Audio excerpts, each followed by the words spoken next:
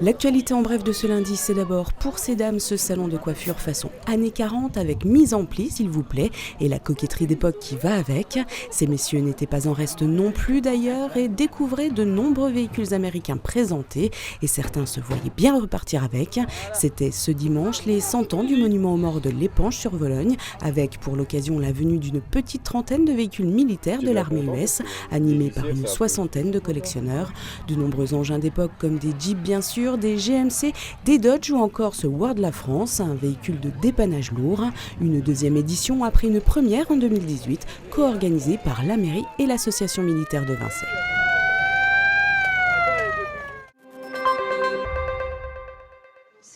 Après une période de flottement et de direction par intérim, Laure Vucas est arrivée à l'hôpital de Saint-Dié, nommée à la tête des hôpitaux du massif des Vosges ce dimanche.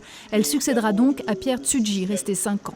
Laure Vucas sera donc la nouvelle directrice du regroupement des établissements situés sur les communes de Saint-Dié, Moyenmoutier, Gérardmer et Fraise et qui emploient 1750 personnes. Ces hôpitaux disposent de 1086 lits et gèrent chaque année plus de 30 000 passages aux urgences, 3500 interventions chirurgicales, 500 naissances et un budget de 153 millions d'euros. La chef des hôpitaux du massif, qui a fait ses débuts il y a 30 ans à Remiremont, affiche sa volonté de travailler en collaboration étroite avec les équipes, permettre d'encourager la transition écologique et la rénovation des bâtiments, mais aussi son souhait de rendre plus attractifs les HMV pour favoriser le recrutement. Depuis l'ouverture du musée en 1829, il y a eu plein de travaux. Et des travaux, il y en aura au MUDAC. Le musée départemental d'art ancien et contemporain d'Épinal proposait des dernières visites pour le moins insolites ce week-end. L'établissement a fermé ses portes ce dimanche pour 2 ans et demi de travaux.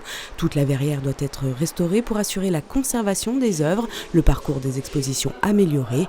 La sécurité incendie et l'accès aux personnes à mobilité réduite seront également mis à niveau. 34 000 références vont rejoindre les réserves du site et certaines seront prêtées à d'autres musées. Une opération à 8 millions d'euros. Le MUDAC va toutefois poursuivre ses animations en extérieur auprès de jeunes publics, de personnes détenues ou en situation de handicap.